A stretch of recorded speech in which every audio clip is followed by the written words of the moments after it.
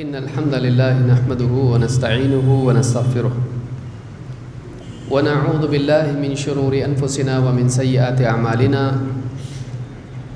من يهده الله فلا مضل له ومن يضلل فلا هادي له وأشهد أن لا إله إلا الله وحده لا شريك له وأشهد أن محمدًا عبده ورسوله أما بعد فإن خير الحديث كتاب الله وخير الهدي هدي محمد صلى الله عليه وعلى آله وسلم وشر الأمور محدثاتها وكل محدثة بدعة وكل بدعة ضلالة وكل ضلالة في النار. قال الله تبارك وتعالى إن الله اشترى من المؤمنين أنفسهم وأموالهم بأن لهم الجنة. میرے محترم دینی بھائیوں، تمام امت کے تمام افراد میں سب سے بہترین طبقہ اگر ہے تو صحابہ کرام کا طبقہ ہے۔ ہر مسلمان کے لیے اس بات کا ماننا ضروری ہے کہ امت کے افراد میں سب سے اعلیٰ اور اونچا مقام اللہ رب العالمین نے صحابہ کو دیا ہے۔ رسول اکرم صلی اللہ علیہ وسلم کی احادیث کا آپ مطالعہ کریں تو بہت ساری احادیث ہیں جس میں اللہ کے نبی صلی اللہ علیہ وسلم نے صحابہ کی تعریف کی، اور نہ صرف دنیا کے اعتبار سے بلکہ آخرت کے اعتبار سے بھی ان کے لیے بڑے بڑے وعدے کیے ہیں۔ اللہ کے رسول صلی اللہ علیہ وسلم کی ایک حدیث جس میں آپ فرماتے ہیں خیر الناس قرنی، اس کو واپس مت رکھو، کس کا ہے یہ؟ فون آ رہا ہے۔ خیر الناس قرنی، کیا ہے اس کو؟ خیر الناس قرنی، بہترین لوگ وہ ہیں جو میرے دور کے ہیں، میرے قرن کے ہیں، میرے زمانے کے ہیں۔ اس حدیث سے معلوم ہوتا ہے کہ تمام امت میں سب سے اونچا مقام اور سب سے بہترین افراد کا لقب اللہ کے نبی صلی اللہ علیہ وسلم نے صحابہ کو دیا ہے۔ لیکن اسلام میں یہ اصول اور قاعدہ ہے کہ مقام خاندان اور پیدائش کی بنیاد پر نہیں ملتا ہے، بلکہ مقام ملتا ہے ایمان اور عمل کی بنیاد پر۔ ایک انسان مقام پاتا ہے اس لیے نہیں کہ وہ فلاں خاندان کا ہے، اس لیے نہیں کہ اس کے پاس مال و دولت ہے، اس لیے نہیں کہ وہ خوبصورت ہے، اس لیے نہیں کہ وہ دنیا میں کوئی عہدہ دنیوی اعتبار سے اس کے پاس ہے، بلکہ انسان مقام پاتا ہے اپنے ایمان اور اپنے نیک اعمال کی بنیاد پر، اپنی دینداری کی بنیاد پر۔ اگر انسان کے پاس دینداری نہ ہو تو چاہے وہ نبی کا بیٹا ہو، اللہ کے نزدیک ایسا انسان کوئی قیمت نہیں رکھتا ہے۔ نبی کا بیٹا ہے لیکن اس کے پاس اس کا عمل صحیح نہیں، اس کی زندگی صحیح نہیں، ایسے آدمی کو مقام نہیں ملتا ہے۔ اسی لیے نوح علیہ السلام نے جب اللہ رب العالمین سے اپنے بیٹے کے لیے سفارش کی تو اللہ رب العالمین نے ان کو بھی تنبیہ کی انہ لیس من اہلک، کہ یہ آپ کا بیٹا نہیں ہے، یہ آپ کے گھر والوں میں سے نہیں ہے، یعنی اس لائق نہیں کہ آپ کے گھر والوں میں شامل ہو۔ کیوں؟ انہ عمل غیر صالح، اس کا عمل صالح نہیں ہے، اس کا عمل نیک نہیں ہے۔ اگر عمل نیک نہیں ہے تو خاندانی رشتہ نبی سے بھی اگر ہے براہ راست وہ نبی کی اولاد ہے، یہ نہیں کہ بیٹے کا بیٹے کا بیٹا، نہیں، نبی کا بیٹا ہے، نبی کے گھر میں پلا ہے، نبی سے خون کا رشتہ اس کا ہے، نبی سے قربت اس کی ہے، نبی کی محبت بھی اس کے لیے ہے۔ لیکن کہا کہ انہ لیس من اہلک، اے نوح وہ تمہارے گھر والوں میں سے نہیں ہے، اور کہا انہ کیوں، انہ عمل غیر صالح، اس کا عمل اچھا نہیں ہے۔ اس کی کرتوت اچھی نہیں ہے، اس کے اعمال ٹھیک نہیں، تو چاہے نبی کا بیٹا ہو، زندگی اگر صحیح نہ ہو تو نبی سے نسبت بھی اس کے لیے نجات نہیں بن سکتی ہے۔ مقام ملنا تو بہت بات کی چیز ہے، نجات بھی نہیں۔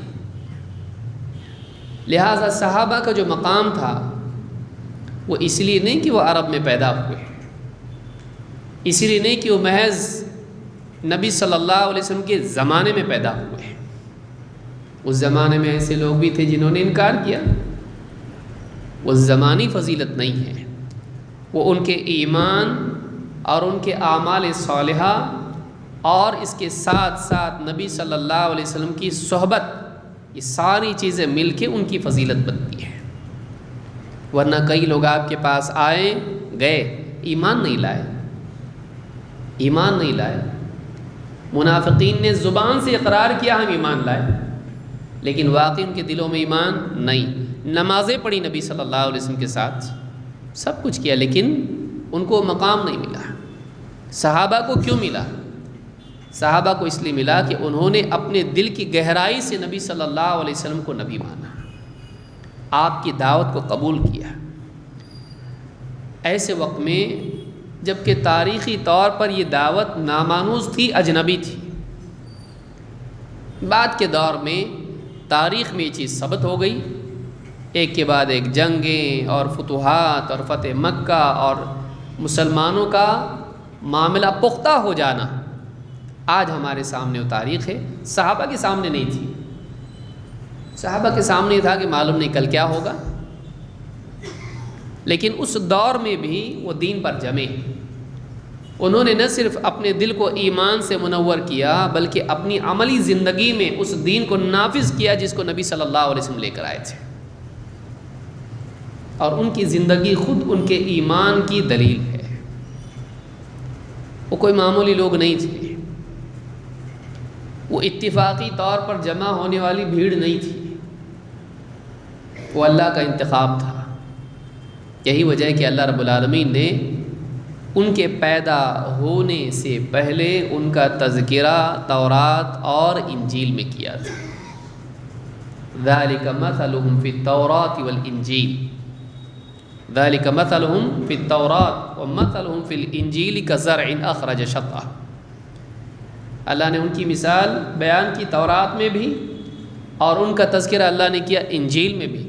دو بڑی کتابوں میں صحابہ کا تذکرہ ہے۔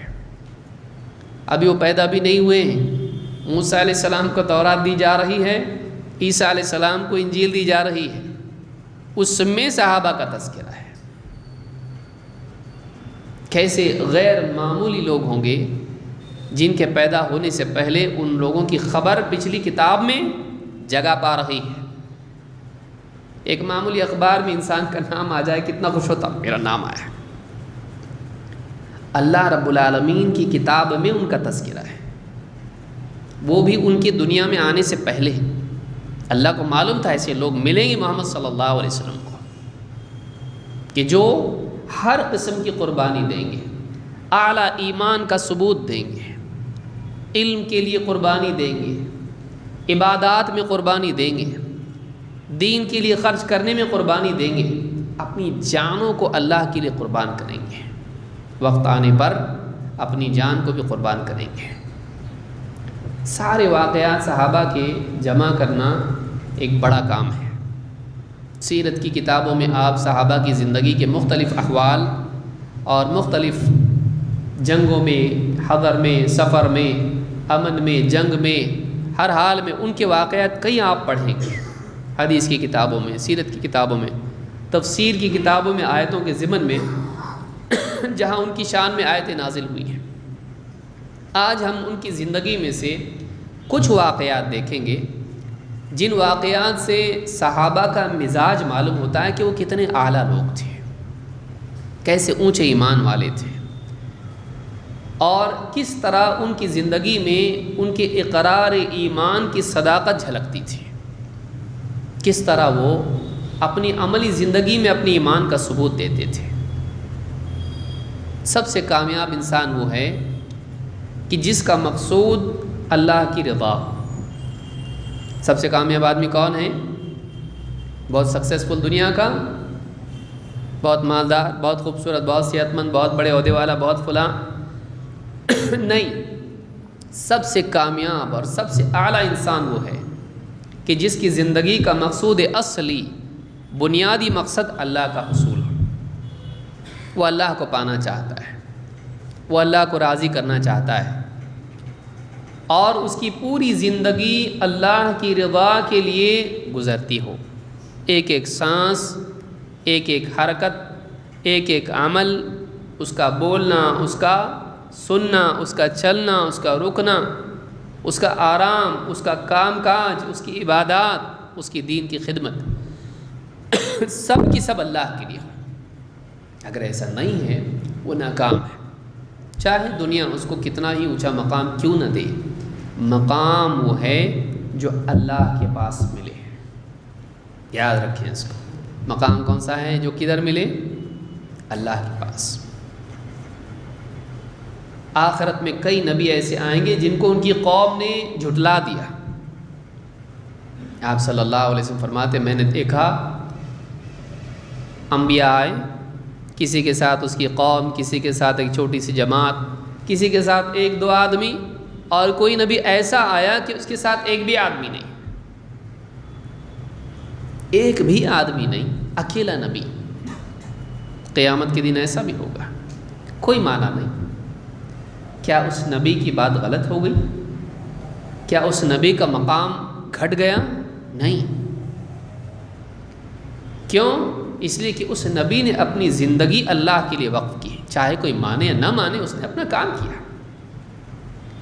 لہٰذا دنیا میں قوم نے نہیں مانا، ان کو جھٹلایا، نبیوں کو ان کے خلاف سازشیں کی، ان کو جھٹلایا، ان کو ستایا، پتھر مارے، قوم نے مقام نہیں دیا، قوم نے مقام نہیں دیا، بلکہ قوم نے ان کو ذلیل کرنے کی کوشش کی۔ لیکن کیا اللہ کے نزدیک قوم کے ماننے نہ ماننے کا کوئی اعتبار ہے؟ اس کی کوئی قیمت ہے؟ نہیں۔ اللہ کے نزدیک ان انبیاء کی قدر و قیمت ہے جنہوں نے اللہ کے پیغام کو پہنچانے پر اپنی زندگی لگا دی ہے۔ یاد رکھیں اس چیز کو۔ مخلوق کی خوشنودی، مخلوق کے نزدیک مقام یہ اصل نہیں ہے، اللہ کے نزدیک مقام اصل ہے۔ جو انسان اس سبق کو یاد رکھے وہ آدمی زندگی میں کبھی بھٹک نہیں سکتا ہے۔ ساری مصیبت کی جڑ خالق کے بجائے خلق میں مشغولیت ہے، خالق کی بجائے مخلوق کی طلب ہے۔ ساری بلا، اصل بلا یہ ہے۔ صحابہ کی زندگی کو آپ دیکھیں گے، یہ چیز ان کی زندگی میں قطعاً دکھائی نہیں دیتی ہے۔ ہم کو مخلوق نہیں، ہم کو خالق چاہیے۔ ہم کو سب نہیں، ہم کو رب چاہیے۔ ہم کو سب نہیں، ہم کو کہتے سب چاہیے، نہیں، ہم کو رب چاہیے۔ سب ملیں نہ ملیں، رب چاہیے۔ اور ہم کو آخرت چاہیے، چاہے دنیا ملے نہ ملے۔ اور یہ سبق کس کا ہے؟ یہ نبی اکرم صلی اللہ علیہ وسلم کا سبق تھا جو ان کو سکھایا تھا آپ نے۔ عمر ابن خطاب رضی اللہ تعالیٰ عنہ جب نبی صلی اللہ علیہ وسلم کے کمرے میں گئے اور حال دیکھا، رو دیے۔ کہا ہے عمر ابن خطاب، اے خطاب کے بیٹے کیوں روتا ہے؟ کہ اللہ کے رسول، قیصر اور کسریٰ ثمار و انہار میں ہیں، باغات میں ہیں، نہروں میں ٹہل رہے ہیں، نعمتوں میں جی رہے ہیں، وَأَنْتَ رَسُولُ اللَّهِ، اور آپ اللہ کے رسول ہیں، اور آپ کے گھر کا یہ حال میں دیکھ رہا ہوں۔ اللہ کے نبی صلی اللہ علیہ وسلم نے کہا، اے عمر ابن خطاب، کیا تم اس بات کو پسند نہیں کرتے کہ ان کو دنیا میں مل جائے اور ہم کو آخرت میں؟ ان کو دنیا میں مل جائے اور ہم کو آخرت میں۔ کہا کہ بلا، ہاں اللہ کے رسول، ہاں۔ یہ اللہ کے رسول صلی اللہ علیہ وسلم کی اپنی شخصیت تھی، اور اسی شخصیت اور تعلیم کے نتیجے میں صحابہ کی زندگی میں یہ چیز ریفلیکٹ ہوتی تھی۔ آپ جیسے تھے، آپ نے صحابہ کو اسی منہج پہ تربیت دی تھی، اور ان کی زندگی میں یہ چیز نمایاں دکھائی دیتی تھی۔ اللہ کی رضا اور آخرت کی فکر یہ دو بنیادی چیزیں ہیں جو ایک انسان کو اچھا انسان بناتی ہیں، اللہ کی رضا کی طلب اور آخرت کی کامیابی کی فکر۔ یہ دو چیزیں ایسی ہیں کہ جو ایک انسان کو اچھا انسان بناتی ہیں۔ ان دو چیزوں میں سے کہیں بھی کھوٹ آ جائے انسان کے اندر کھوٹ پیدا ہو جاتی ہے۔ جب بندہ خالق کی بجائے مخلوق اور آخرت کی بجائے دنیا کا طالب ہوتا ہے، یہیں سے اس کا بگاڑ شروع ہو جاتا ہے، اس کے اثرات بعد میں دکھائی دیتے ہیں۔ اس کی جڑ میں سڑان، اس کی جڑ میں یہیں سے گندگی شروع ہو جاتی ہے، یاد رکھیں اس بات کو۔ تو اللہ رب العالمین نے صحابہ کے بارے میں کیا فرمایا ہے؟ ایمان والوں کے بارے میں اللہ نے کیا فرمایا؟ ان اللہ اشترى من المؤمنین انفسهم واموالهم بان لهم الجنہ، اللہ تعالیٰ نے خرید لیا ہے ایمان والوں سے ان کے پورے وجود کو، ان کے مالوں کو اور ان کی جانوں کو۔ ان کی جانوں کو سے مراد ان کا پورا وجود، انفسہم، ان کا پورا سر سے پاؤں تک، ان کا پورا وجود، ان کی پوری زندگی اور ان کی پوری پراپرٹی، گھر بار، تجارتیں اور استعمال کی چیزیں، ہر چیز خرید لیا اللہ تعالیٰ نے اس کو۔ کاہے کے بدلے خریدا ہے؟ اللہ نے فرمایا بِأَنَّ لَهُمُ الْجَنَّةَ، خریدا ہے جنت کے بدلے۔ اس کے بدلے اللہ ان کو جنت دے گا۔ اس جنت میں نعمتیں بھی ہیں، اور اس جنت میں سب سے بڑی نعمت اللہ رب العالمین کی رضا اور اس کا دیدار ہے۔ ان کو اللہ بھی ملے گا اور اللہ کی اعلیٰ نعمتیں ملیں گی۔ یہ چیز صحابہ نے سمجھ لی تھی، اللہ چاہیے، آخرت چاہیے، دنیا نہیں، دنیا نہیں آخرت چاہیے۔ ان کا دنیا میں مشغول ہونا بھی اپنے مقصد کے لیے تھا۔ ذمہ داریاں کون ادا کرے گا؟ بیوی بچے، ان کی ذمہ داریاں، بلکہ ذمہ داریاں اور دین کی ذمہ داری۔ کبھی کبھی ایسا بھی تو ٹکراؤ ہوتا ہے کہ گھر بار کی ذمہ داری ہے اور پھر دین کا تقاضا، ان دونوں میں سے ایک کو چننا ہوتا ہے۔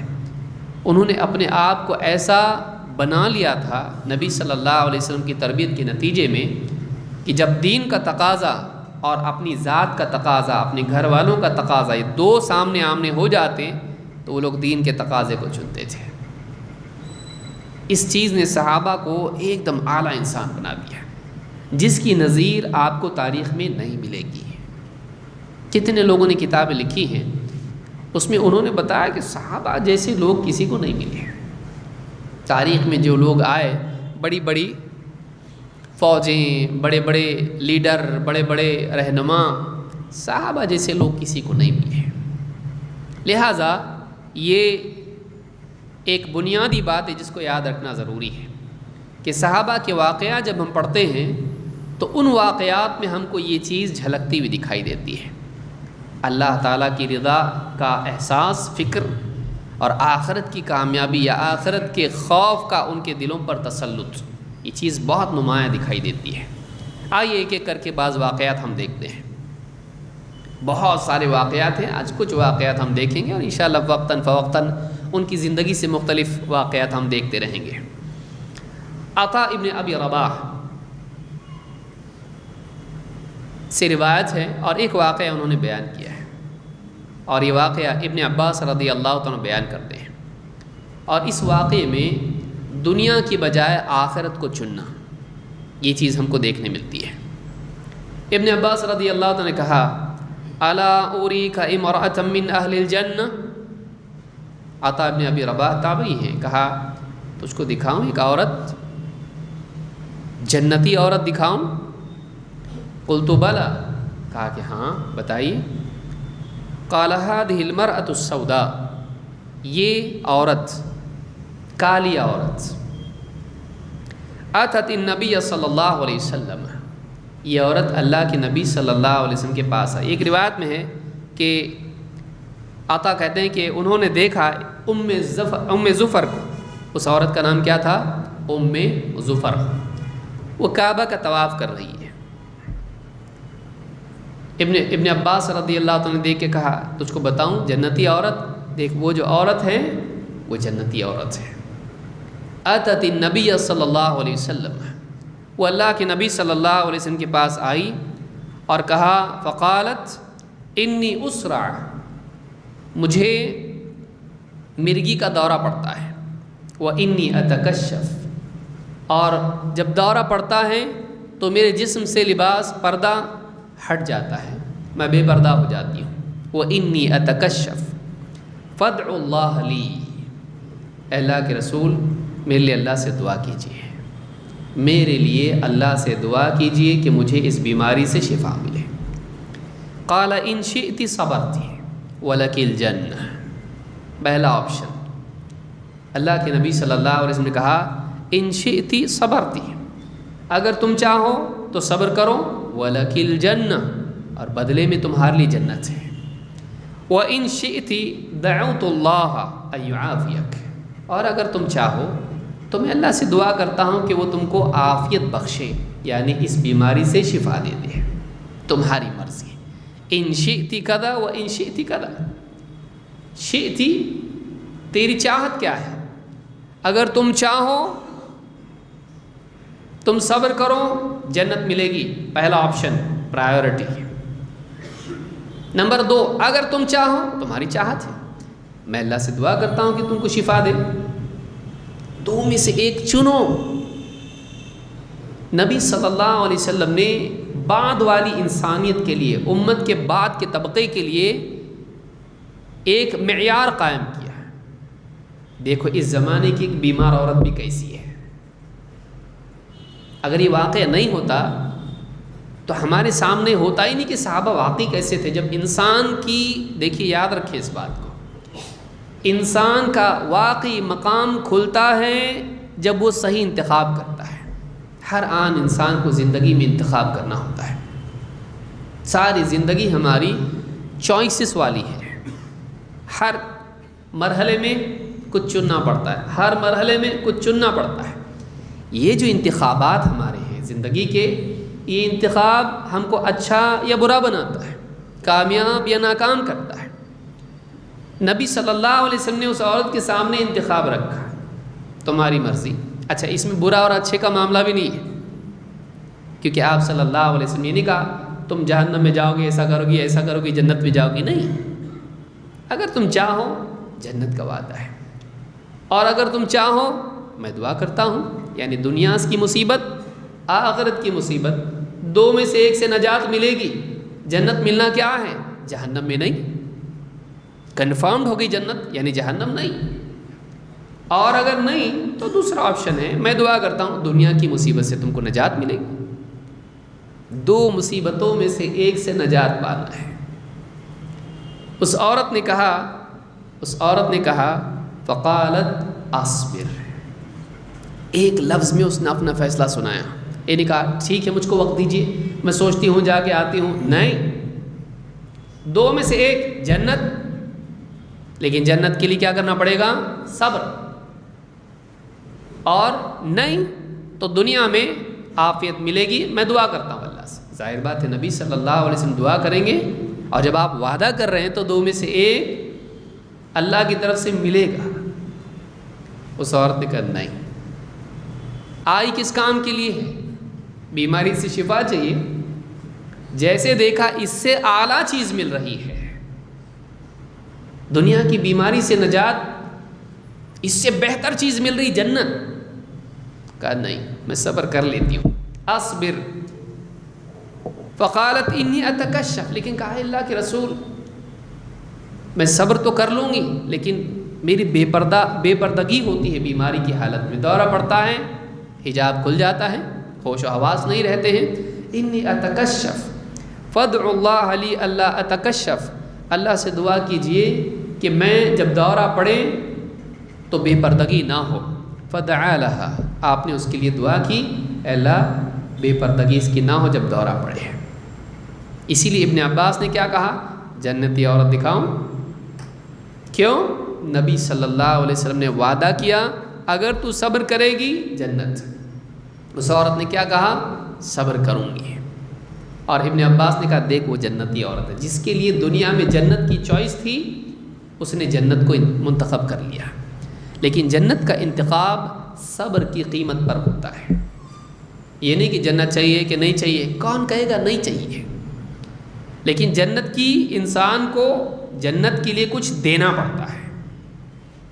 اس کے سامنے آپشن رکھا، صبر کرنا پڑے گا، صبر کرنا پڑے گا، صبر کرو گی جنت ملے گی۔ اس عورت نے کہا صبر کروں گی۔ یہ صحابہ کی زندگی میں ایک عام عورت ہے، ایک عام عورت ہے۔ دوسرا کوئی آدمی ہوگا اس دور کا، کہے گا نہیں مجھ کو شفا چاہیے، میں نیکیاں کر کے جنت پالوں گا۔ لیکن کیا ہماری نیکیاں اتنی مقبول ہیں؟ کس کو معلوم اللہ قبول کرے نہ کرے، ڈر بھی تو ہے نا۔ لیکن اللہ کا نبی صلی اللہ علیہ وسلم سامنے آپشن رکھ رہے ہیں، اگر صبر کر لے گی ایک ہی کام کرنا ہے، صبر کر تیرے لیے جنت سے۔ کہا میں صبر کرتی ہوں، وعدہ اگر گارنٹی نبی سے مل رہی ہے میں تیار ہوں، صبر کر تیرے لیے جنت سے۔ معلوم ہوا کہ جنت صبر کے پار ہے۔ دنیا میں کتنے لوگ مسائل میں ہیں، صبر نہیں کر پاتے، بیماری آئی صبر، معاشی مسائل آئے صبر، سماجی سیاسی مسائل آئے صبر۔ انسان اللہ کو نہیں چھوڑے۔ صبر کیا ہے؟ انسان مصیبت میں اللہ کو نہیں چھوڑے، وہ دین کو نہیں چھوڑے، وہ اللہ کی شکایت نہ کرے، وہ دین کی پابندیوں پر ناراض نہ ہو۔ معاشی مسائل آتے انسان کیا سوچتا ہے، اللہ نے یہ بھی حرام وہ بھی حرام وہ بھی حرام، سود بھی حرام، ایسی تجارت بھی نہیں ویسی تجارت، کیا کرے گا آدمی؟ شکایت۔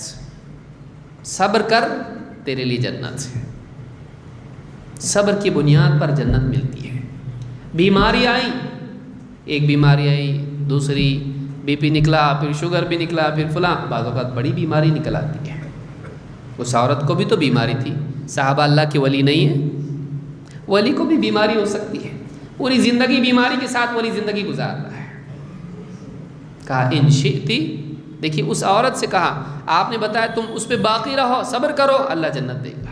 معلوم ہے کہ بعض اوقات صالحین کے لیے دنیا میں تکلیفیں ہوتی ہیں، لیکن آدمی کیا کرتا ہے؟ بے صبرا ہو جاتا ہے، ناراض ہوتا ہے اللہ سے، کیا اللہ میں دین پہ چل رہا اور تکلیف ڈال رہا، تو صبر نہیں کیا اور جنت چاہتا ہے۔ جنت تو دور کی بات، اللہ بھی نہیں ملتا ہے، جنت انعام ہے، تو اللہ کو کھو کے جنت پانا چاہتا ہے۔ جنت کو پانے کے لیے پہلے اللہ کو پانا پڑتا ہے، جنت کو پانے کے لیے اللہ کو پانا پڑتا ہے۔ جو اللہ کو نہیں پایا وہ جنت کو کیسے پا سکتا ہے؟ جنت انعام ہے، اللہ راضی ہوگا تبھی تو ملے گا۔ تو اللہ کو پانے کے لیے اللہ سے راضی ہونا پڑتا ہے۔ رضی اللہ عنہم ورضوا عنہ، کس کے بارے میں کہا اللہ نے؟ صحابہ کے بارے میں کہا رضی اللہ عنہم، اللہ ان سے راضی، ورضوا عنہ، اور وہ اللہ سے راضی، اللہ کے فیصلوں پہ راضی، اللہ جو بولے وہ صحیح۔ ایسا حال آدمی کا ہو جائے، اللہ نے کہا صحیح ہے، ارے ذرا سوچ، نہیں سوچتے، اللہ نے کہا نا خلاص، رسول صلی اللہ علیہ وسلم نے کہا ختم، بات ہو گئی، حل سالو ہو گیا مسئلہ، کوئی اس پہ سیکنڈ تھاٹس ہی نہیں۔ یہ مزاج اگر آدمی کا ہے، چاہے دل پر کتنا بھی بوجھ پڑے راضی رہے۔ انہیں کہا اللہ کے رسول میں تو آئی آپ کے پاس شفا کے لیے، اور آپ بجائے میرے لیے دعا کرنے کے آپ دو آپشن دے رہے میرے سامنے، مجھ کو مشکل میں ڈال دیا آپ نے، چنو۔ نہیں، یہ تو اس کے لیے سعادت کی چیز ہو گئی کہ میں آئی تھی چھوٹی چیز لینے کے لیے، آپ نے بڑے کا دروازہ کھول دیا میرے لیے۔ میں آئی تھی چھوٹی چیز کے لیے، آپ نے میرے لیے بڑی چیز کا دروازہ کھول دیا، کیونکہ ان کی نگاہ میں بڑی چیز آخرت تھی۔ جس کی نگاہ میں آخرت بڑی ہے وہ خوش ہوگا اس پر، اور جس کی نگاہ میں دنیا کی تکلیفیں ہی اصل تکلیف ہیں، وہ آدمی بولے گا نہیں نہیں مجھ کو یہی چاہیے۔ تو تیری سطح کیا ہے، تیرا لیول کیا ہے؟ انسان کا مقام اس کی سوچ کی بلندی سے طے ہوتا ہے کہ اس کا لیول کیا ہے، اس کی تھنکنگ کیسی ہے۔ صحابہ کا لیول بہت اونچا تھا، وہ سیدھے سادھے لوگ تھے، لوگ اس سے دھوکہ کھائیں گے.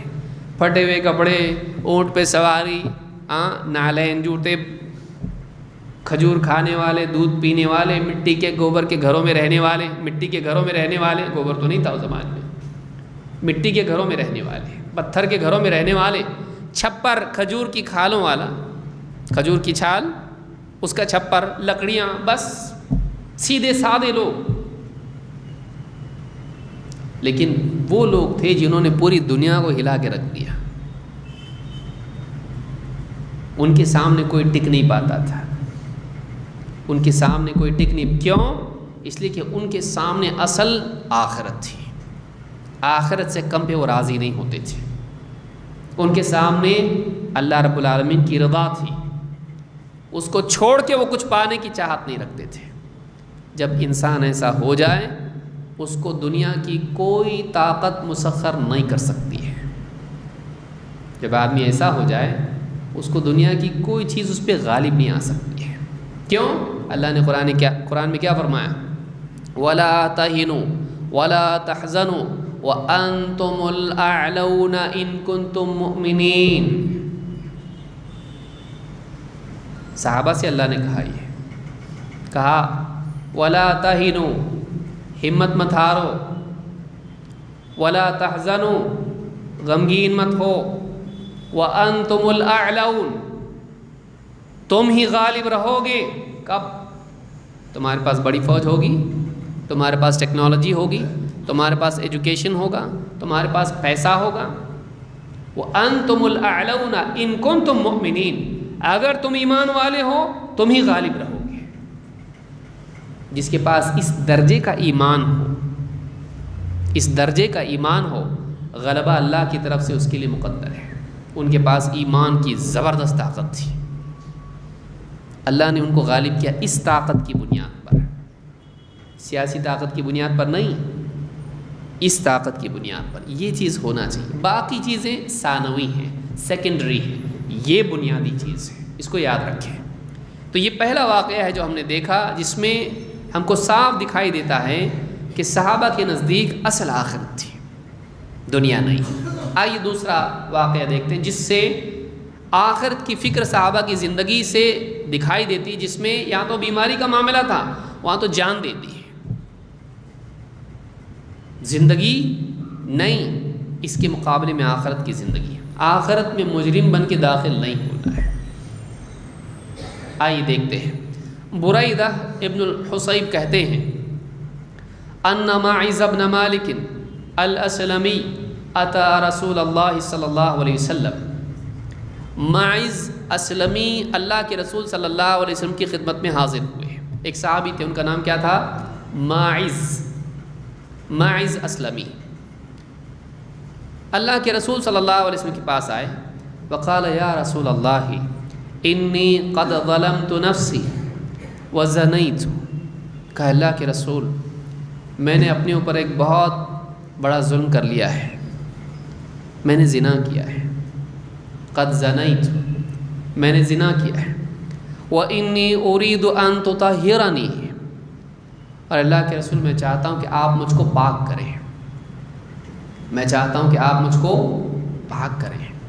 فردہ، آپ نے کہا جا واپس، بھیج دیا واپس. ایسا کون آ کے کہے گا؟ آپ نے واپس بھیج دیا. فلما كان من الغد اتا، اگلا دن آیا، وہ پھر آئے. فقال یا رسول اللہ انی قد زنیت. کہ اللہ کے رسول میں نے زنا کیا ہے. فردہ الثانیہ، پھر آپ نے لوٹا دیا، جا واپس لوٹا دیا. فارسل رسول اللہ صلی اللہ علیہ وسلم الی قومہ، آپ نے ان کی قبیلے، ان کی قوم کے پاس ایک آدمی بھیجا، جاؤ ذرا تحقیق کر کے آؤ. فقال اتعلمون بعقلہ بأسا تنکرون منہ شیئا. کہا اس کی عقل صحیح ہے، خراب ہے عقل؟ یہ آدمی کون ہے؟ اس کی عقل میں کوئی پرابلم تو نہیں ہے؟ قوم کے پاس آدمی بھیج کے تحقیق کی، یہ پاگل واگل تو نہیں ہے؟ ایسا آ کے کہہ رہا میں نے زنا کیا، مجھ کو سزا دیجیے. یہ جان رہا ہے سزا کیا ہے اس کی سزا رجم کرنا ہے، قتل ہے، لیکن وہ بھی کیسا؟ پتھروں سے. اس کی عقل میں خرابی تو نہیں؟ ذرا معلوم کر کے آؤ. اس سے کوئی ایسی یعنی پاگل آدمی تو نہیں ہے. اتنکرون منہ شیئا، اس سے اس طرح کی کوئی چیز تمہارے علم میں ہے کہ ایسی کچھ بھی باتیں کرتا ہے اوٹ پٹانگ؟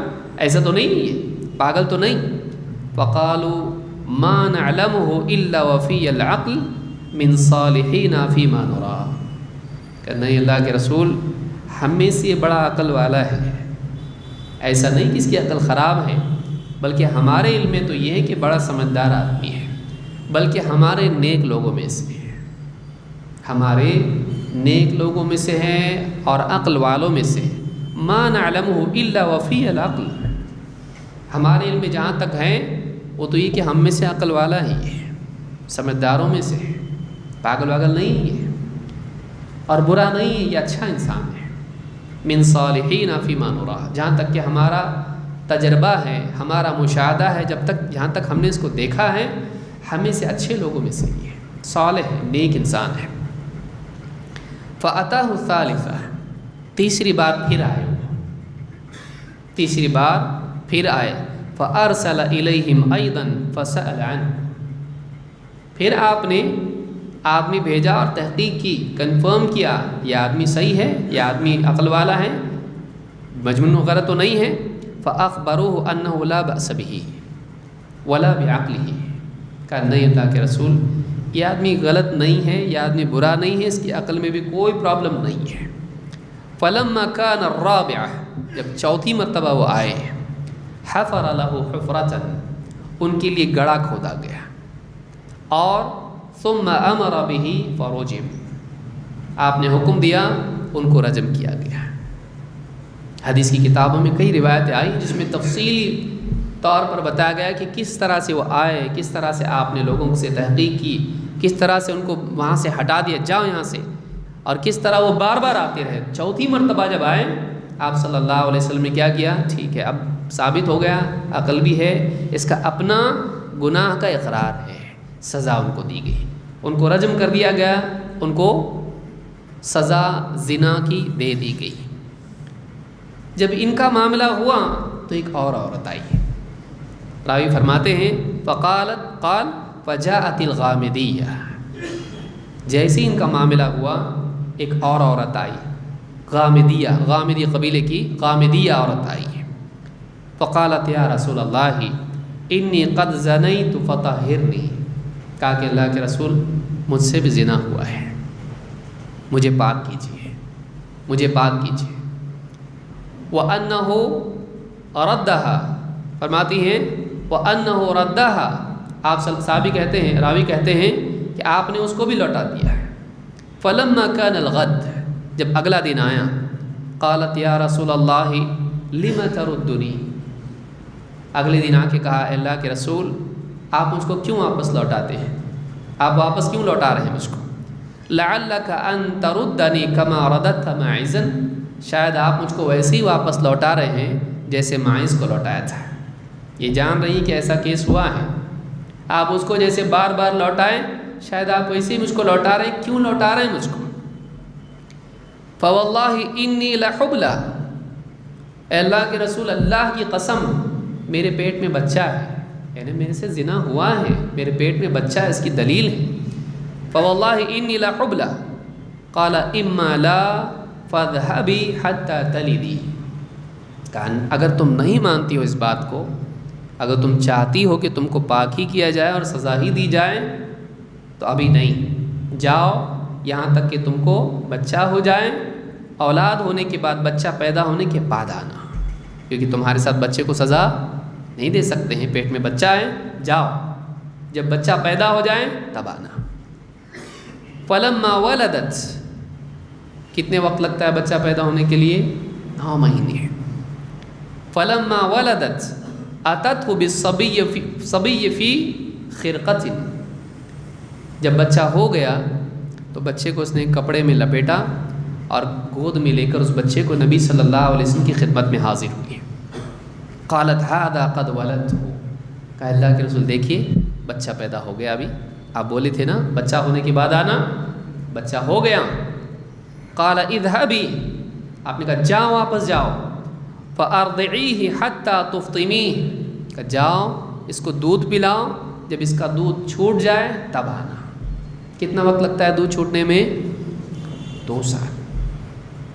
کہا کہ جاؤ، جب اس کا دودھ چھوٹ جائے اس کے بعد آنا۔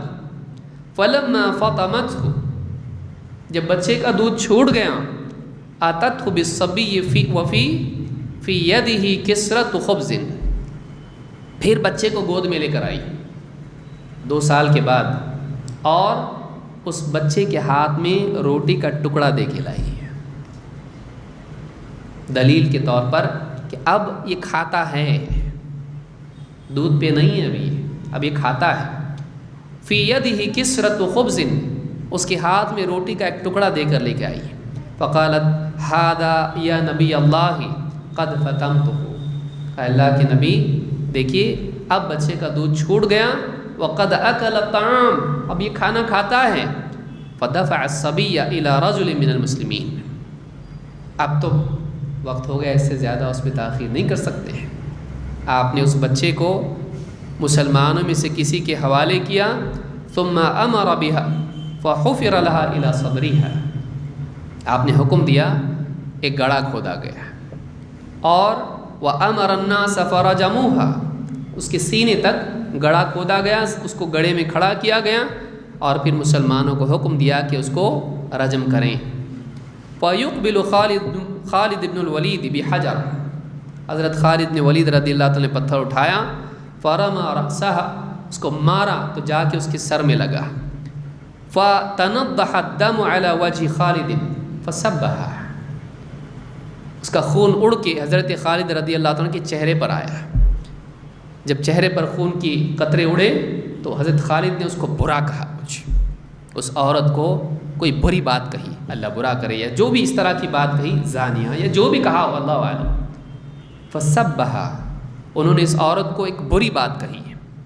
فسمع نبی اللہ صلی اللہ علیہ وسلم سبہ ایاہا، اللہ کے نبی صلی اللہ علیہ وسلم نے حضرت خالد کی وہ سخت بات سنی جو انہوں نے اس عورت کے لیے کہی تھی۔ کہا مہلا یا خالد، کہا اے خالد نہیں، مہلا، فوالذی نفسی بیدہ، اس ذات کی قسم جس کے ہاتھ میں میری جان ہے، لقد تابت توبۃ لو تابہا صاحب مکس لغفر لہ، اس ذات کی قسم ہے جس کے ہاتھ میں میری جان ہے، لوگوں سے ظلمن ٹیکس وصول کرنے والا بھی اگر ایسی توبہ کرے تو اللہ تعالیٰ اس کی مغفرت کرے گا۔ ایک دوسری روایت میں آپ نے فرمایا لقد تابت توبۃ لو قسمت بین 70 من اہل المدینۃ لوسعتهم، اس عورت نے ایسی توبہ کی ہے کہ اگر مدینہ کے 70 لوگ ان پر یہ تقسیم کر دی جائے اس کی توبہ، 70 لوگوں کی مغفرت ہو جائے گی۔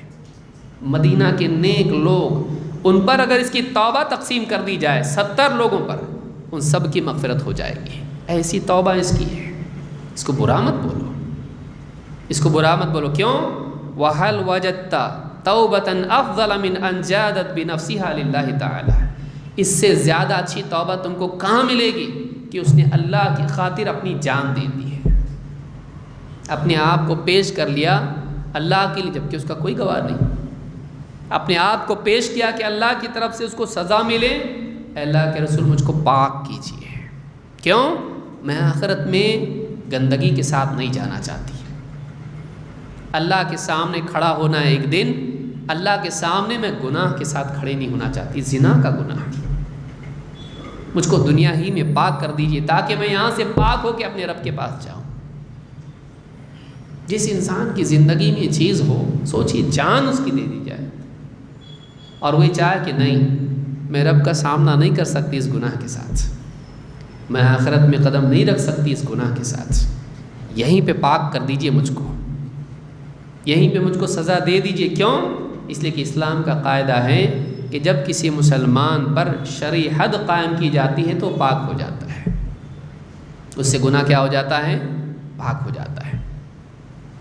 تو کہا کہ مجھ کو پاک کیجئے۔ 2 صحابی دیکھیے، پہلے حضرت ماعز اور دوسری یہ غامدیہ عورت، زنا جیسا گناہ ہوا ہے، لیکن گناہ سے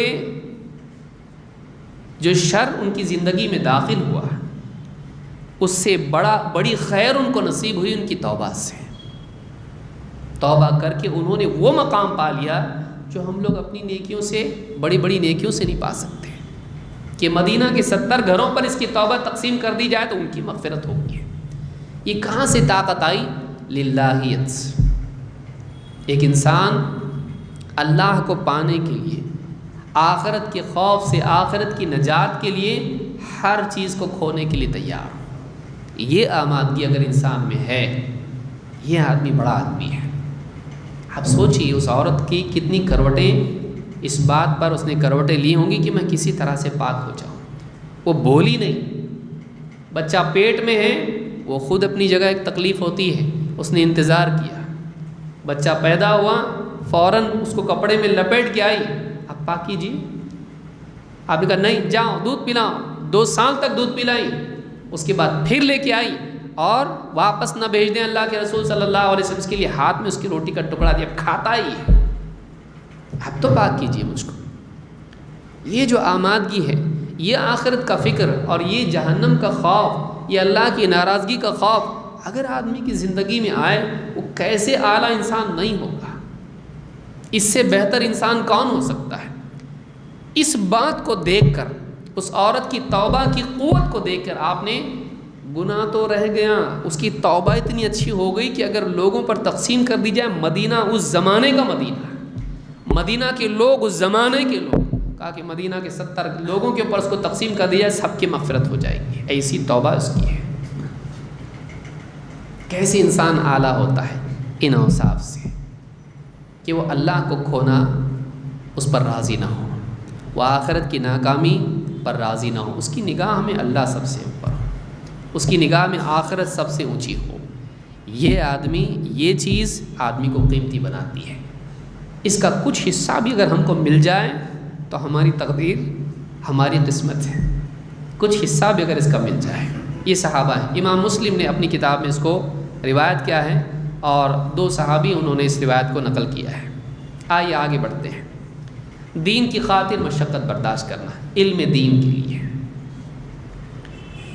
ابن عباس رضی اللہ عنہ فرماتے ہیں، لما توفی رسول اللہ صلی اللہ علیہ وسلم، جب اللہ کے رسول صلی اللہ علیہ وسلم کی وفات ہو گئی، قلت لرجل من الانصار، میں نے ایک انصاری صحابی سے کہا، یا فلان حلم، اے فلاں چلو، فلنسأل اصحاب النبی صلی اللہ علیہ وسلم فإنہم اليوم کثیر، آؤ چلو، اللہ کے نبی صلی اللہ علیہ وسلم تو دنیا سے چلے گئے، اب آپ کے صحابہ باقی ہیں، آؤ صحابہ سے پوچھ کے ہم علم جمع کرتے ہیں، ہم حدیثیں جمع کرتے ہیں۔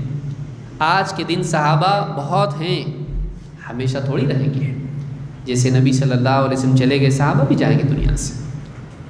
اور دنیا سے علم کیسے جاتا ہے؟ علماء کے جانے سے۔ جب علماء جاتے ہیں ان کے ساتھ علم جاتا ہے، کیونکہ علماء کے دل میں جو علم ہوتا ہے وہ بہت بڑی چیز ہوتی ہے۔ من یرید اللہ بہ خیرا یفقہہ فی الدین، اللہ تعالیٰ جس کے ساتھ خیر کا ارادہ کرتا ہے اس کو دین کی گہری سمجھ عطا فرماتا ہے۔ دین کا متن تو کتابوں میں ہے، لیکن گہری سمجھ کہاں ہے؟ اس کے سینے میں، اس کے سینے میں دین کا فہم ہے۔ وہ جو فہم ہے وہ بہت قیمتی چیز ہوتا ہے۔ اگر وہ فہم، صحیح فہم ہٹا دیا جائے تو آدمی قرآن سے کچھ بھی مطلب لے گا، حدیث سے کچھ بھی مطلب لے گا۔ اس لیے صالحین، اہل علم، فقہاء، علماء جو دین سے سمجھتے ہیں، قرآن سے سمجھتے ہیں، حدیث سے سمجھتے ہیں، یہ بہت قیمتی چیز ہوتی ہے۔ یہ اللہ رب العالمین انسان کی دینداری کے بدلے اس کو دیتا ہے۔ فلما بلغ اشدہ واستوى آتیناہ حکما وعلما، جب وہ پختہ عمر کو پہنچ گئے اور مضبوط ہو گئے، ذہنی اور جسمانی طور پر ایک دم پختہ ہو گئے، آتیناہ حکما وعلما، ہم نے ان کو، یوسف علیہ السلام کو، موسیٰ علیہ السلام کو، ہم نے ان کو حکمت اور علم عطا کیا۔ وَكَذَلِكَ نَجْزِي الْمُحْسِنِينَ، اور ہم نیک لوگوں کو ایسے ہی بدلہ دیتے ہیں۔ کیا دیتے ہیں؟ مال نہیں، نیک لوگوں کو کیا دیتے ہیں؟ حکماً و علما، حکمت اور علم دیتے ہیں۔ نیک لوگوں کو ہم حکمت اور علم عطا فرماتے ہیں، یہ بہت بڑی دولت ہے۔ تو کہا کہ علماء ایک ایک کر کے جائیں گے، نبی صلی اللہ علیہ وسلم دنیا سے چلے گئے، صحابہ بھی باقی ہیں جنہوں نے براہ راست نبی صلی اللہ علیہ وسلم سے علم لیا ہے۔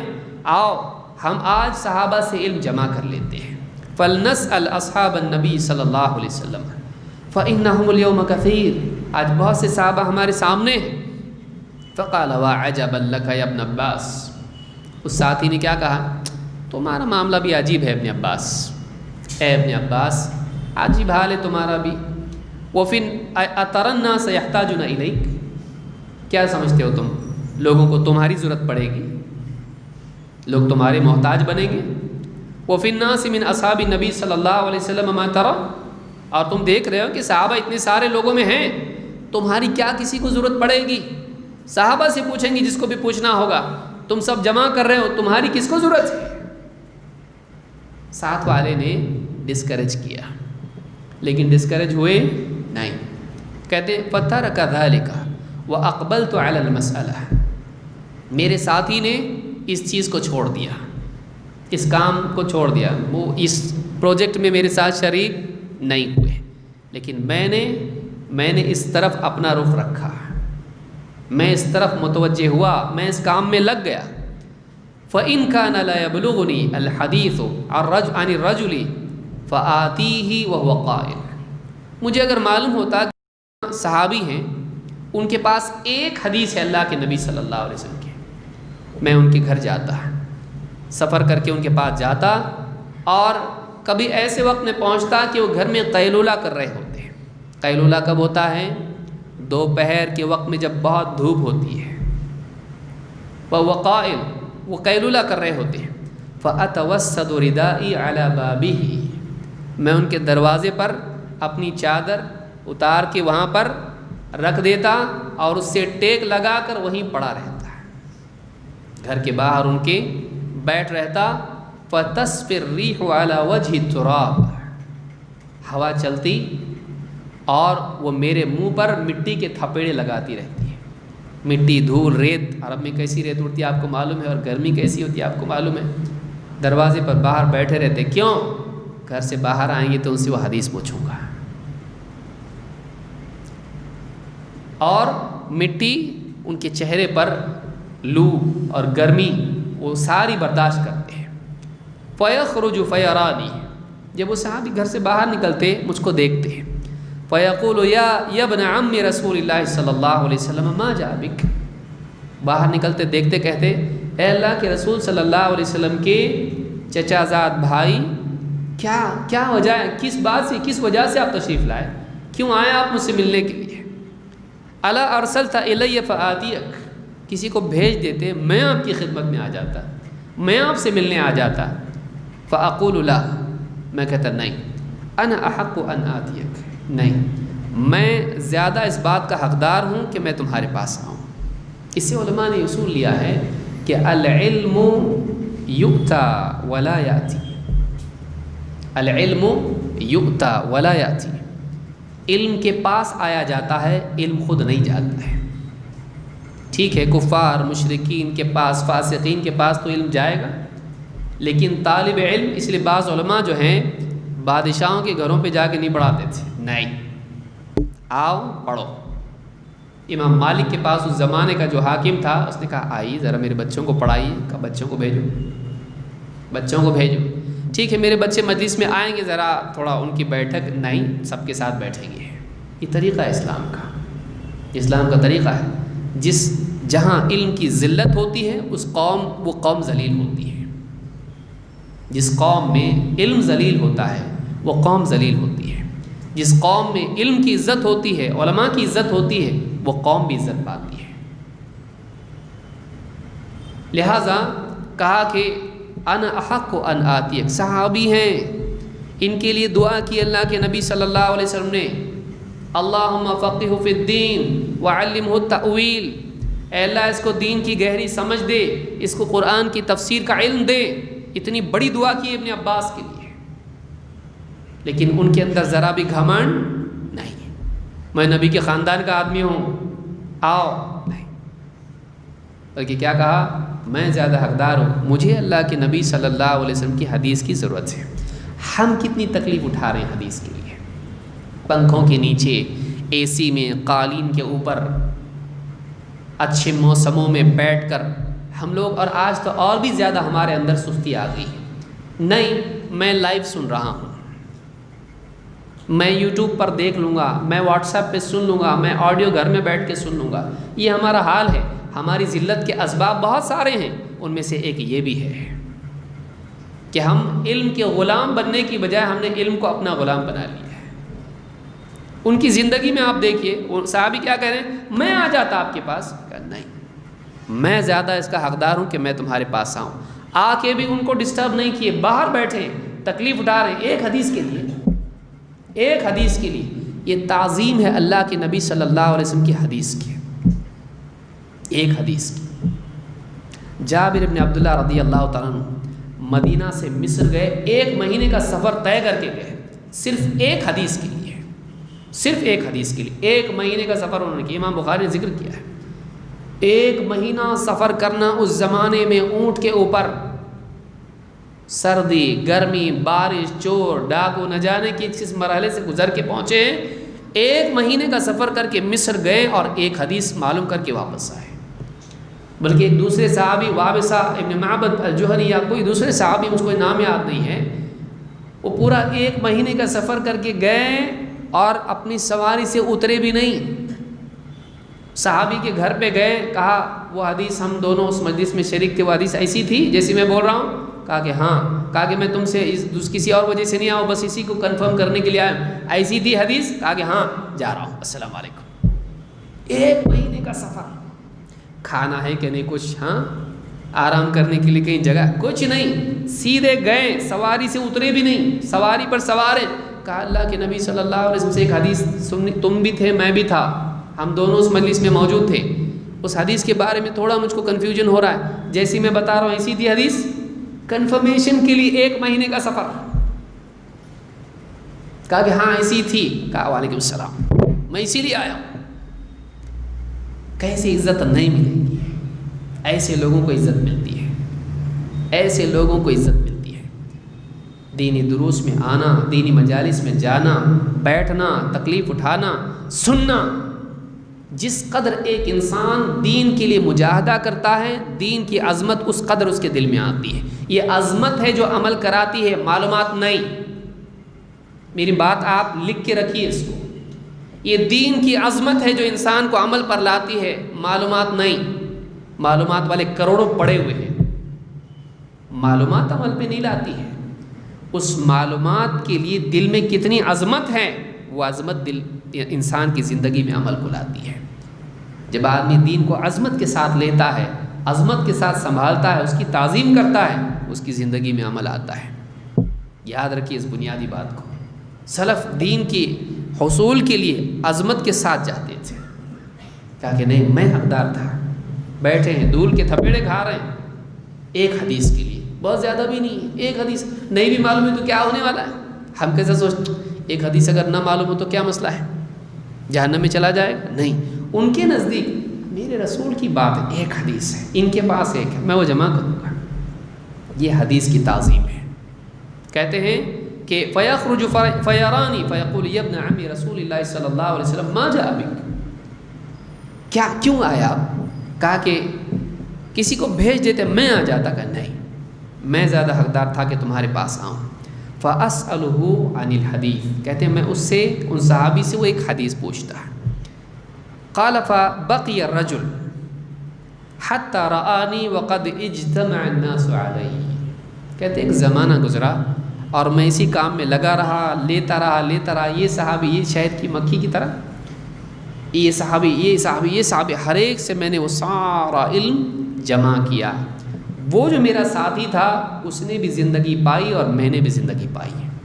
ایک زمانہ گزر گیا، وہ تو اس کام میں نہیں لگا، لیکن میں نے اس کام کو، اس میں لگا رہا اور کرتا رہا اس کام کو، اور ایک وقت ایسا آیا کہ پھر لوگ میرے پاس جمع ہونے لگے۔ یہ اس زمانے میں چھوٹی عمر والے تھے جب نبی صلی اللہ علیہ وسلم کی وفات ہوئی۔ یہ وہی صحابی جن کو آپ نے اپنے ساتھ سوار کیا، کہا اے بچے کچھ باتیں تجھ کو سکھاتا ہوں، یاد رکھنا، احفظ اللہ یحفظک، احفظ اللہ تجدہ تجاہک، اے بچے اللہ کی حفاظت کر، اللہ تیری حفاظت کرے گا۔ اللہ کی حفاظت کر، اللہ کی مدد کو تو اپنے سامنے پائے گا۔ یہ وہی صحابی جن کو اپنے ساتھ سوار کیا تھا، عبداللہ ابن عباس، یہ وہی صاحب ہیں جو کئی واقعات ان کی انشاءاللہ کسی دن پوری ان کی زندگی کے بارے میں ہم دیکھیں گے۔ تو کہا کہ ایک وقت ایسا آیا کہ لوگ میرے پاس جمع ہونے لگے، اتنا علم میرے پاس جمع ہو گیا۔ فقال كان هذا الفتى اعقل مني، میرے ساتھی نے کہا یہ نوجوان مجھ سے زیادہ عقل مند نکلا، مجھ سے زیادہ عقل مند نکلا۔ اس نے وہ سارا علم صحابہ کا جمع کر لیا، وہ سارا علم صحابہ کا، صحابہ سے حدیثیں، صحابہ کے فتاوی، صحابہ کا فہم، صحابہ کا منہج، صحابہ کا ادب، سارا جمع کر لیا انہوں نے۔ اور آپ دیکھیں گے کہ حدیث کے سب سے زیادہ روایت کرنے والے صحابہ میں ان کا بھی نام ہے، ابو ہریرہ رضی اللہ تعالیٰ عنہ، عائشہ رضی اللہ تعالیٰ عنہ، عبداللہ ابن عمر، عبداللہ ابن عباس، عبداللہ ابن مسعود، یہ صحابہ ہیں۔ معظم علم نبی صلی اللہ علیہ وسلم کا ان سے ملتا ہے۔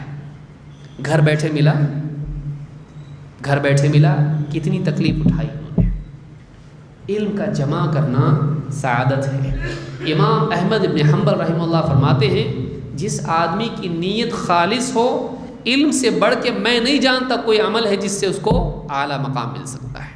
علم سے بڑھ کر کچھ نہیں، علم سے بڑھ کر کچھ نہیں ہے۔ تو وہ کون سا علم؟ نبوی علم، قال اللہ، قال رسول اللہ، قال الصحابہ۔ سارے علوم میں سب سے افضل علم یہ ہے۔ ایک حدیث زمین آسمان سے زیادہ قیمتی ہے، ایک حدیث۔ ہم اپنے بچوں کو کتنا یاد دلاتے ہیں، ہم کو کتنی حدیثیں یاد ہیں، ہم کتنا حدیثوں کو پڑھنے میں وقت لگاتے ہیں، کتنی تعظیم سے حدیث پڑھتے ہیں۔ حافظ ابن عبد البر نے ایک باب قائم کیا ہے علم کی تعظیم کے سلسلے میں، اور اس میں سلف کے واقعات بیان کیے کہ بعض سلف تو حدیث پڑھنے کے لیے بھی وضو کرتے تھے، تعظیم۔ امام مالک حدیث کا درس دیتے غسل کر کے، ایک دم اتر اوتر لگا کے پھر حدیث کا درس دیتے، کہتے میں حدیث کی تعظیم کرتا ہوں۔ بعض سلف سے آخری وقت میں حدیث پوچھی گئی، کہا کہ مجھ کو اٹھا کے بٹھا دو، اٹھا کے بٹھا دو، موت کا وقت قریب ہے۔ حدیث کسی نے پوچھی، کہا اٹھا کے بٹھا دو، بٹھایا اور حدیث بیان کی۔ اتنے بیمار پڑے ہوئے بستر پر ہیں، ان کے دلوں میں تعظیم تھی۔ ہماری زندگی سے وہ تعظیم علم کی نکل گئی، عمل بھی نکل گیا۔ عمل بھی آیا تو رسمی عمل ہے، عمل بھی آیا تو رسمی عمل ہے۔ اصل قرآن میں اللہ نے کیا فرمایا؟ قد افلح المؤمنون الذین هم فی صلاتهم خاشعون، کامیاب ہو گئے ایمان والے جو اپنی نمازوں میں خشوع کا اہتمام کرتے ہیں۔ خشوع کیا ہے؟ خشوع جھکاؤ کو کہتے ہیں، تعظیم کو کہتے ہیں، اللہ کی تعظیم ہو۔ اکرمہ رحمہ اللہ قرآن کھولتے تھے اور قرآن میں دیکھ کے بولتے ھذا کلام ربی، ھذا کلام ربی، یہ میرے رب کا کلام ہے، یہ میرے رب کا کلام ہے۔ ایک انسان پہ ہیبت طاری ہوگی، اللہ کا کلام ہے جو عرش سے آسمان سے آیا ہے، یہ وہ کلام ہے جو نبی کے گھر میں پڑھا جاتا تھا، مسجد نبوی میں پڑھا جاتا تھا، اس زمانے میں مدینے میں نمازوں میں پڑھا جاتا تھا، جس کو صحابہ نے اپنے سینے سے لگائے رکھا۔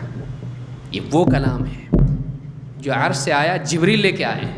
آدمی سوچے رونگٹے کھڑے ہو جائیں گے۔ یہ تعظیم ہے جو علم میں برکت پیدا کرتی ہے۔ علم کی تعظیم نہیں ہونا زندگی میں علم کی برکات سے انسان کو محروم کر دیتی ہے۔ یاد رکھیے اس بات کو، علم کی عظمت دل میں ہونا چاہیے۔ اللہ نے فرمایا لو انزلنا هذا القرآن على جبل لرأيته خاشعا متصدعا من خشية الله، اگر اللہ تعالیٰ یہ قرآن پہاڑ پر نازل کرتا تو دیکھتا کہ اللہ کی خشیت سے یہ پہاڑ ریزہ ریزہ ہو گیا ہے، پہاڑ چورا چورا بالکل ذرہ ہو جاتا، ٹکڑا ٹکڑے ہو جاتا پہاڑ۔ یہ قرآن اتنا عظمت والا ہے، یہ چیز ہمارے دلوں میں ہونی چاہیے۔ قرآن پڑھے ہم، باوضو ہو آدمی، ادب کے ساتھ، اللہ کا کلام ہے، میرے رب کا کلام ہے، عظمت کے ساتھ پڑھے۔ رسول اکرم صلی اللہ علیہ وسلم کی حدیث پڑھے آدمی عظمت کے ساتھ، میرے رسول کا کلام ہے یہ رسول اکرم صلی اللہ علیہ وسلم سارے نبیوں کے سردار کا کلام ہے وہ تعظیم اگر زندگی میں آتی ہے اور اس کے لیے انسان کی زندگی میں مجاہدہ اگر آتا ہے اس کے حصول کے لیے، تب جا کے اس کی قدر انسان کی زندگی میں واقعی ویسی ہوتی جیسے ہونا چاہیے، اس کی برکات ظاہر ہوتی ہیں۔ تو اس روایت سے بات معلوم ہوتی ہے کہ صحابہ کس طرح سے علم کے لیے مجاہدہ کرتے تھے۔ آئیے اور ایک واقعہ دیکھتے ہیں کہ آخرت اور دنیا میں کیسے صحابہ ترجیح دیتے تھے۔ انس بن مالک رضی اللہ عنہ کہتے ہیں کان ابو طلحہ اکثر الانصار بالمدینہ مالا من نخل۔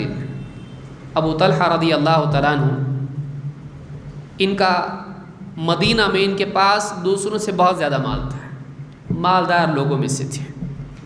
وَكَانَ أَحَبُّ أَمْوَالِهِ إِلَيْهِ بَيْرُحَا، ان کے پاس سب سے پیاری چیز، سب سے ایکسپینسو چیز، سب سے عمدہ چیز اگر کوئی تھی جو ان کے نزدیک بہت قیمتی تھی، وہ کیا تھی؟ بیروحا، باغ، ایک باغ تھا۔ وَكَانَتْ مُسْتَقْبِلَةَ الْمَسْجِدِ، اور یہ باغ ایک دم مسجد نبوی کے سامنے تھا، مسجد نبوی کے بالکل سامنے۔ وَكَانَ رسول اللہ صلی اللہ علیہ وسلم يَدْخُلُهَا وَيَشْرَبُ مِن مَّاءٍ فِيهَا طَيِّبٍ، خود اللہ کے نبی صلی اللہ علیہ وسلم اس باغ میں جاتے اور اس باغ میں سے میٹھا پانی، عمدہ پانی آپ بھی پیتے تھے۔ قال انس فلما انزلت هذه الآية، جب یہ آیت نازل ہوئی لن تنالوا البر حتى تنفقوا مما تحبون، تم نیکی کا مقام نہیں پا سکتے جب تک کہ اپنی سب سے پسندیدہ چیز خرچ نہ کرو اللہ کے لیے۔ تم نیک ہو، نیک ہونے کا معاملہ یہ کہ سب سے عمدہ چیز، پسندیدہ چیز تم کو اللہ کے لیے خرچ کرنی پڑے گی، تم نیکی کا مقام نہیں پا سکتے۔ کہتے ہیں قام ابو طلحہ الی رسول اللہ صلی اللہ علیہ وسلم، حضرت ابو طلحہ رضی اللہ تعالیٰ اللہ کے نبی صلی اللہ علیہ وسلم کے پاس آئے۔ فقال یا رسول اللہ ان اللہ تبارک و تعالی یقول لن تنالوا البر حتى تنفقوا مما تحبون، کہا کہ اللہ کے رسول، اللہ تعالیٰ کا فرمان آیا کہ تم نیکی کا اونچا مقام نہیں پا سکتے جب تک کہ تم اپنی محبوب ترین چیز اللہ کے لیے خرچ نہ کرو۔ وَإِنَّ أَحَبَّ أَمْوَالِي إِلَيَّ بَيْرُحَا، اور میرے پاس، میرے نزدیک میرا سب سے پسندیدہ مال اگر کچھ ہے یہ بیروحا ہے۔ وَإِنَّهَا صَدَقَةٌ لِلَّهِ، اور یہ میرا باغ ہے، یہ اللہ کے لیے صدقہ ہے۔ ارجو برها وذخرها عند اللہ، اور مجھے امید ہے کہ اللہ کے ہاں مجھے اس کی نیکی اور اس کا اجر اللہ کے ہاں مجھ کو ملے، میری چاہت یہ ہے، میں اس کو اللہ کے لیے صدقہ کر رہا ہوں۔ فَضَعْهَا يَا رَسُولَ اللَّهِ حَيْثُ أَرَاكَ اللَّهُ، اے اللہ کے رسول آپ کو جہاں صحیح لگے، جہاں اللہ آپ کو دکھائے آپ اس کو خرچ کیجیے، میری بھی کوئی رائے نہیں اس میں، جہاں اللہ آپ کی رہنمائی کرے آپ اس کو ڈال دیجیے، خرچ کیجیے، یہ اللہ کے لیے صدقہ ہے۔ فقال رسول اللہ صلی اللہ علیہ وسلم بخن ذلك مال رابح، بخن عربی زبان میں کہتے ہیں واہ، ماشاء اللہ، جسے ہم کہتے ہیں اپنی زبان میں بخن، بہت عمدہ، بہت زبردست۔ ذلك مال رابح، یہ بڑا نفع بخش مال ہے۔ ذلك مال رابح، یہ بڑا نفع بخش مال ہے۔ وقد سمعت ما قلت، آپ نے کہا میں نے سنا جو کچھ تم نے کہا۔ وإني أرى أن تجعلها في الأقربين، اور میری رائے یہ ہے کہ تم اس کو اپنے رشتہ داروں میں تقسیم کر دو، اس کو کیا کرو، اپنے رشتہ داروں میں تم اس کو صدقہ کر دو، بانٹ دو۔ فقال ابو طلحہ افعل یا رسول اللہ، کہا ابو طلحہ نے کہا کہ اللہ کے رسول بس میں ایسے ہی کروں گا، جو آپ نے حکم دیا وہی ہوگا۔ فقسمها ابو طلحہ فی اقاربہ وبنی عمہ، ابو طلحہ رضی اللہ تعالیٰ نے اپنے رشتہ داروں میں سے اور اپنے چچا کے بیٹوں میں اس سارے باغ کو تقسیم کر دیا، صدقہ کر دیا، سب سے پیارا مال۔ آیت آئی، کہا کہ میں چاہتا ہوں کہ اللہ کے پاس مجھ کو اس کا اجر ملے اور اس کی نیکی ملے، کیونکہ اللہ نے کہا نیکی تب تک کہ نہیں ملے گی، نیکی کا مقام تب تک کہ نہیں ملے گا جب تک کہ اپنی سب سے محبوب ترین چیز تم اللہ کے لیے صدقہ نہ کرو۔ صدقہ اللہ کے لیے، وہ لوگ کھونے کے لیے تیار تھے، اللہ کو پانے کے لیے، اللہ کے ہاں مقام پانے کے لیے، اللہ کے ہاں انعام پانے کے لیے، دنیا کے کھونے کے لیے وہ لوگ ایک دم آسانی سے تیار ہو جاتے تھے۔ کیوں؟ اس لیے کہ ان کے قلوب دنیا سے ویسے متعلق نہیں تھے جیسے آخرت سے تھے۔ ان کے قلوب اپنی ملکیت سے ایسے متعلق نہیں تھے جیسے اپنے مالک سے تھے۔ وہ مالک سے زیادہ جڑے تھے اپنی ملکیت کے مقابلے میں، لہٰذا ان کے لیے کھونا کیا تھا؟ سنا اور سمعنا و اطعنا، سنا اور فرما بردار ہو گئے۔ آئیے ایک اور واقعہ دیکھتے ہیں۔ وقت ہو گیا میرے خیال سے، 8:30 کی اذان ہے، وقت ہو گیا ہے۔ انشاءاللہ پھر کسی دن ہم مزید کچھ باتیں صحابہ کے بارے میں دیکھیں گے، اور صحابہ کی زندگی سے یہ واقعات اور ان کی زندگی کے احوال دیکھنے سے ہمارا اپنا ایمان تازہ ہوتا ہے اور اپنی ذلت کا احساس ہوتا ہے کہ ہم کتنے گھٹیا، وہ کتنے اعلیٰ تھے، اور ہماری ذلت کا سبب بھی معلوم ہوتا ہے کہ ہمارے اندر وہ آمادگی نہیں ہے جو صحابہ میں واقعی تھی۔ اللہ تعالی ہم سب کو ان حضرات کے اوصاف اور ان کے منہج کی پیروی کی توفیق عطا فرمائے، ان کی اقتداء کی ہم کو توفیق عطا فرمائے۔ اقول ھذا واستغفر اللہ لی ولکم۔